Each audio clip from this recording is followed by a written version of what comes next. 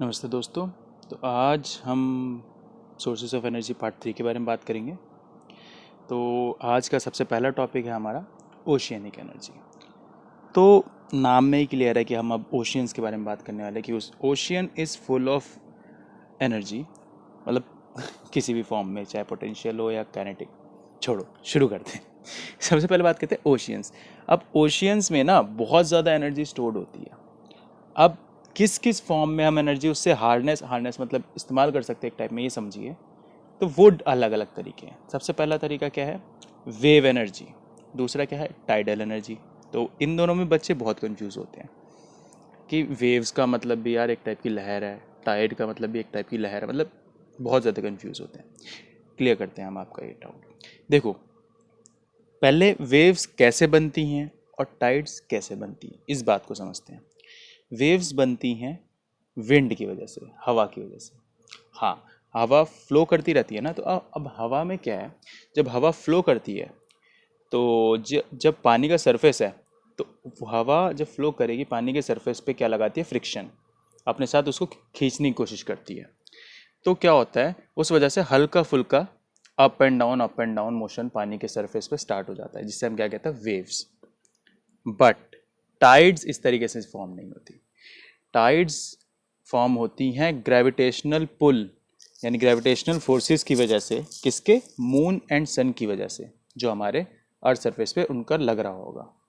हाँ, टाइड को आप सर सिंपल भाषा में तुम यूँ समझ सकते हो प्रैक्टिकली कि बहुत ऊंची वेव उठी, बहुत ऊंची।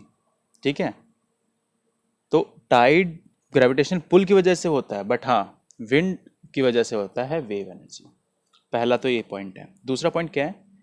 अब बात हो रही है, जब तुम्हारा वेव एनर्जी की बात करें तो वेव बन रही है मोशन ऑफ द विंड की वजह से, मोशन ऑफ द एयर, यानी इधर से उधर फ्लो कर रहा है, तो यानी मोशन। यानी कि कौन सी एनर्जी? सिर्फ काइनेटिक एनर्जी, सिर्फ kinetic energy of the waves are included in it.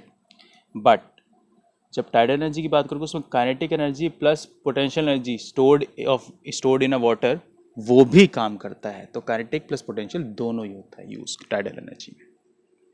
अच्छा, अब बात आती है, हवा हर टाइम फ्लो कर रही है। अगर हवा हर टाइम फ्लो कर रही है तो हर टाइम हर सेकंड यानी कुछ ना कुछ वेव, बेशक कम हो ज़्यादा हो, वो बात की बात है, लेकिन हाँ, वेव फॉर्म होगी। तो it means wave energy is क्या? कॉन्टिन्यूस सोर्स ऑफ एनर्जी, यानी हर टाइम कुछ ना कुछ एनर्जी हार्नेस हो सकती है इससे। बट टाइडल एनर्जी, टाइड्स पूरे 24 आवर्स में 2 बार या 4 बार ही फॉर्म हो सकते हैं, चाहे मैक्सिमम या मिनिमम। टाइड्स की लिमिटेशन है, वो हर सेकंड चेंज नहीं होगा, हर टाइम नहीं, हर एक घंटे में नहीं आएगा टाइड। ठीक है। वो लिमिटेशन होती है, वो जगह पे डिपेंड करता है, वहाँ पे ग्रेविटेशन पुल कितना लग रहा है उस पर डिपेंड करता है। ठीक है। तो टाइड क्या है? डिसकॉन्टिन्यूस सोर्स है। हर सेकंड तुम उसको यूज़ नहीं कर सकते, हर सेकंड टाइड फॉर्म ही नहीं होगी तो तुम्हारी एनर्जी कहाँ से मिलेगी? आई होप थोड़ा थोड़ा क्लियर हो रहा होगा दोनों में बेसिक डिफरेंस। और चौथा पॉइंट तो दोनों में ऑलमोस्ट कॉमन ही है कि इनिशियल कॉस्ट ऑफ प्लांट जो होता है वो काफ़ी ज़्यादा लगता है दोनों में ही। बट हाँ, मेंटेनेंस कॉस्ट जो होती है ना, वो टाइड वाले की लो होती है, बट उसकी काफ़ी हाई ही होती है वेव एनर्जी वाली। आगे चलते हैं। तीसरे टाइप की एनर्जी जो हम ओशियन से हार्नेस कर सकते हैं उसे कहते हैं ओशियन थर्मल एनर्जी। अब ओशियन थर्मल एनर्जी में क्या खासियत है कि ओशियन थर्मल एनर्जी क्या होता है ये, अब एक एग्जांपल के तौर पे समझाता हूँ। देखो, जो सरफेस ऑफ वाटर है उस पर सनलाइट हर टाइम पड़ रही है। तो जब सनलाइट पड़ रही है तो क्या होगा? ऊपर का सरफेस गर्म हो जाता है, यानी ऊपर का पानी गर्म होना स्टार्ट होता है। लेकिन जैसे जैसे हम डेप्थ में नीचे जाते रहते हैं, क्या होता है? नीचे ठंडा एनवायरनमेंट आने लग जाता है, यानी कोल्ड होता है नीचे वाटर। तो ऊपर गर्म और नीचे ठंडा, यानी कि कुछ ना कुछ प्रेशर डिफरेंस होगा। इस प्रेशर डिफरेंस की वजह से यहाँ पे प्रेशर ग्रेडियंट सेटअप होता है, वो छोड़ो ग्रेडियंट वगैरह क्या होता है, लेकिन हाँ, यहाँ पे प्रेशर डिफरेंस होगा। इसकी वजह से हम जो एनर्जी हार्नेस कर सकते हैं कोई प्लांट सेटअप करके, उससे क्या कहते हैं? Ocean thermal energy. The difference in temperature between warm surface of water heated by sun and colder water found at ocean depth is known as ocean thermal energy, जो हम इससे एनर्जी हार्नेस कर सकते हैं। इसको अगर किसी को डेप्थ में समझना हो तो आप मुझे कमेंट सेक्शन में बता देना, या जो भी इस चैप्टर में आपको डेप्थ में कोई भी टॉपिक समझना हो आप मेरे को कमेंट सेक्शन में बता देना, फिर मैं एक ही वीडियो में होप सो मैं आपकी सारी चीज़ें क्लियर कर दूँ। बट उसके लिए बता देना क्या आपको दिक्कत है, आपको कुछ एक्स्ट्रा समझना है। अभी जितना बता रहा हूँ उतना आपके 10th के लेवल पे एनफ है, ठीक है। अगला टॉपिक आता है जियो थर्मल एनर्जी। अब नाम में जहाँ पे भी कभी भी लाइफ में जियो वर्ड सुनना, GEO, ठीक है, JIO नहीं, जियो, ठीक है। जहाँ पे भी GEO वाला वर्ड समझना, वहाँ पे समझ जाना कि वहाँ पे हम अर्थ से रिलेटेड बात करने वाले हैं, अर्थ या क्रस्ट सरफेस इससे। और थर्म, जहाँ पे भी थर्म सुनना, थर्म का मतलब समझ लेना किससे, टेम्परेचर से रिलेटेड, THERM, थर्म, टेम्परेचर से रिलेटेड बात। तो जियो थर्म यानी अर्थ की हीट या टेम्परेचर, अर्थ की हीट की एनर्जी हम बात करेंगे अब यहाँ पे।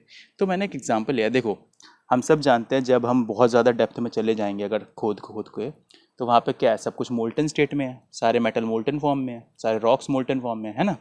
तो मैंने उसको शो करा है, मैग्मा लिख दिया है उसको, या जो भी कहते होंगे। अब क्या होता है, कुछ रॉक होती हैं, वो क्या होती है, मेल्ट हो जाती है, इतना ज़्यादा टेम्परेचर होता है हमारे अर्थ में, जितना ज़्यादा आप नीचे जाते रहते हो तो वो रॉक ऊपर आके प्रेशर डिफरेंस की वजह से ऊपर आ गई, तो मैंने यहाँ दिखा दिया वो रॉक है। तो अब क्या है, वो बहुत ज़्यादा हीट अप हो रखी है, बहुत तेज़ी से, बहुत ज़्यादा एनर्जी, हीट हर डायरेक्शन में फैलाएगी। तो अब मान लो उसके ऊपर क्या है, कोई वाटर सोर्स है। वाटर सोर्स को क्या कहते हैं, हॉटस्पॉट समझ लो, हॉटस्पॉट कहते हैं इसे, कि कोई वाटर सोर्स है। तो अब क्या होगा, रॉक काफ़ी ज़्यादा हीट रिलीज़ कर रहा है, तो वाटर जो क्या होगा, इवेपोरेट होना शुरू होगा, स्टीम बनना शुरू होगा। तो वाटर स्टीम बनना शुरू होता है, बहुत ज़्यादा प्रेशर वहाँ पे डेवलप हो जाता है और स्टीम बनना शुरू हो जाता है। तो अगर मैंने यहाँ ऊपर एक देखो प्लांट प्लांट सा बॉक्स बनाया और वहाँ से नीचे ड्रिल कर रखा है एक पाइप को, अगर मैं वो स्टीम एक्सट्रैक्ट कर लूँ, तो मैंने वो पाइप डाली, ड्रिल करके वो पाइप डाली, एंड वहाँ से मैंने स्टीम एक्सट्रैक्ट करी, और उस स्टीम की वजह से मेरी टरबाइन घूम गई, और टरबाइन घूम गई तो इलेक्ट्रिसिटी जनरेट हो गई। तो ये है, हमने क्या करा, अर्थ की हीट की एनर्जी का यूज़ करके हमने उससे इलेक्ट्रिसिटी प्रोड्यूस कर दी। This is called geothermal energy. आपको होप्स मैकेनिज्म समझ आया हो, ठीक है।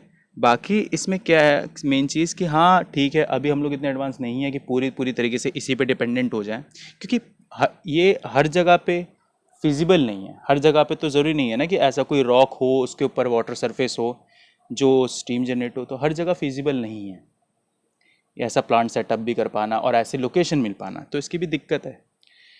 तो जियोथर्मल एनर्जी सिर्फ इतना सही है, बाकी जहाँ फिजिबल है वहाँ तो बहुत अच्छी बात है।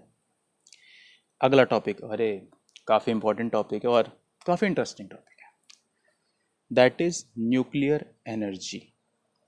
न्यूक्लियर एनर्जी, अरे सुन के ही बहुत फैसिनेटिंग लगता है, खैर हर बच्चे को, अरे एटम बॉम्ब गिरा था यहाँ वहाँ फलाने का, चलो जो भी है अब समझते हैं, उनके बारे में बताऊँगा, उसके बारे में डिस्कस करेंगे वो कौन से टाइप के थे क्या थे। तो फर्स्ट ऑफ ऑल दो टाइप की न्यूक्लियर एनर्जी के बारे में हम बात करेंगे। सबसे पहला न्यूक्लियर फिजन और दूसरा क्या है, न्यूक्लियर फ्यूजन। नाम में ही क्लियर है, फ्यूज़ यानी मिलना, यानी इसमें कोई चीज़ जुड़ेगी, फ्यूज़ होएगी, ठीक है। और नाम में ही है फिजन, फिजन मतलब टूटना, अलग होना, यानी इसमें अलग होगा। तो मैंने ऐसे ही एरो बना दिया मज़े मज़े में, ठीक है। अब टॉपिक शुरू करने से पहले कुछ छोटी सी बात, इतना आप सबको बेसिकली पता होगा कि कोई भी एटम है तो उसमें तीन चीज़ें ज़रूर होंगी, इलेक्ट्रॉन, प्रोटॉन, न्यूट्रॉन, जो मैंने यहाँ पे ऐसे ही बना दिया, बट हाँ ध्यान रखना, इलेक्ट्रॉन, प्रोटॉन, न्यूट्रॉन। तो अब हम वन बाय वन दोनों फ्यूजन और फ्यूजन के बारे में बात करेंगे, बट वन बाय वन करेंगे। तो सबसे पहली बात, फिजन में है क्या definition, the nucleus of heavy atom when bombarded with low energy neutrons. अब इसमें है क्या, मैं आपको इसमें सीधा सा ये कहता है कि कोई बहुत हैवी एटम लो, हैवी एटम मतलब जिसका मास बहुत ज़्यादा हो, सिर्फ एक एटम का, जैसे कि यूरेनियम, यूरेनियम का मास बहुत ज़्यादा होता है, आई गेस 235 होता है उसका मास, ठीक है, 235 U। तो इतना ज़्यादा मास है, तो कोई बहुत हैवी एटम लो और उसमें क्या करो तुम, न्यूट्रॉन मारो, हाई एनर्जी का न्यूट्रॉन अगर उसमें तुम मारोगे तो क्या हो जाएगा, वो टूट जाएगा, फिजन हो जाएगा उसका, वो टूट जाएगा दो हल्के हल्के न्यूक्लियर में, दो नए हल्के हल्के एटम के न्यूक्लियर में, ठीक है। बस सिर्फ इतनी सी बात समझिए, एक बहुत हैवी एटम लोगे, अगर आप उसको हाई वेलोसिटी से न्यूट्रॉन से मारोगे तो वो टूट जाएगा दो हिस्सों में, वो फिजन हो जाएगा। तो जब भी ऐसी चीज़ होती है ना, तो बहुत ज़्यादा अमाउंट ऑफ एनर्जी निकलती है, बहुत ज़्यादा अमाउंट ऑफ एनर्जी रिलीज़ होती है उस टाइम पे, और फिर हम वो एनर्जी यूज़ कर लेंगे। सिंपल यही होता है। आपने कभी भी सुना हो न्यूक्लियर प्लांट, तो न्यूक्लियर प्लांट ज़्यादातर न्यूक्लियर फिजन के बेसिस पे ही बनता है, और उसमें यही करते हैं हम लोग कि एक हाई मास वाला हैवियर एटम लेंगे, उसको हम न्यूट्रॉन से मारेंगे और वो टूट जाएगा, बहुत सारी एनर्जी रिलीज होगी और उससे हम यूज़ करते हैं। ठीक है, फिजन के बारे में होप आपको इतना क्लियर हुआ होगा।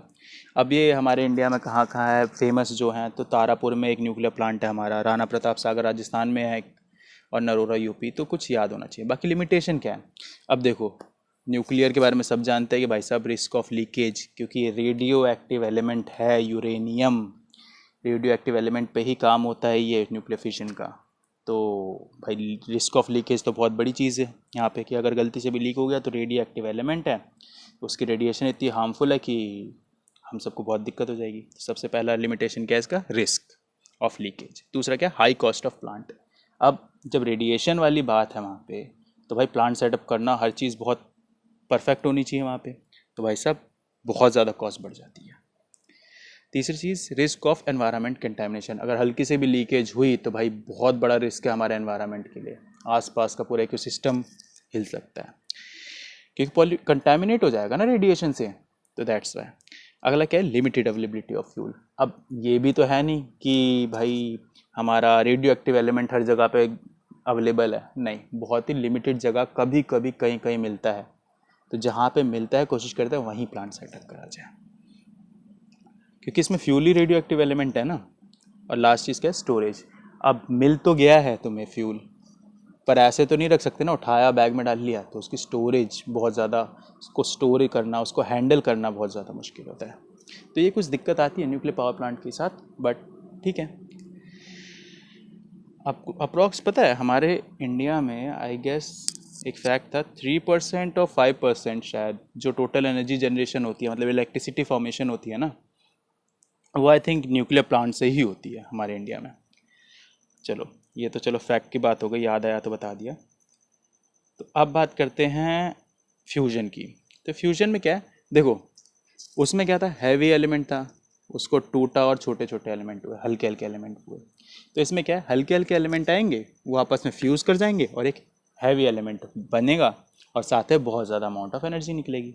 तो सिंपल, लाइटर न्यूक्लियाई आएंगे, न्यूक्लियाई मतलब दो लाइटर न्यूक्लियाई आएंगे, वो दोनों मिल जाएंगे, combine together to form a heavy nucleus. कोई बड़ा सा एलिमेंट बना देंगे हैवी, पहले से ज़्यादा बड़ा, along with the release of large amount of energy. बहुत ज़्यादा अमाउंट में एनर्जी निकलती है फ्यूजन में।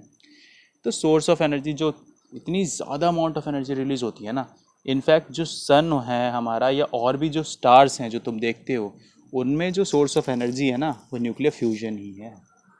हमारे सन में जो इतना ज़्यादा अमाउंट ऑफ हीट निकालता है वो, उसमें न्यूक्लियर फ्यूजन हर सेकंड होता रहता है।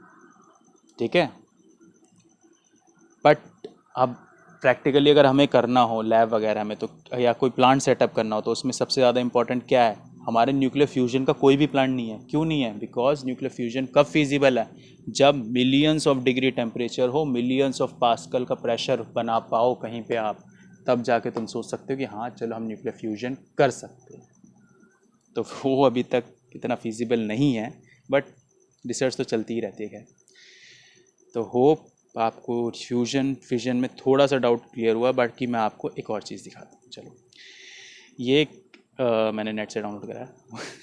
देखो लेफ्ट साइड में है फिजन, फिजन की तरफ देखो कि एक यूरेनियम था जिसका मास था 235, उस पर एक न्यूट्रॉन आया, उसने अटैक करा और उसको क्या करा, यूरेनियम को तोड़ दिया।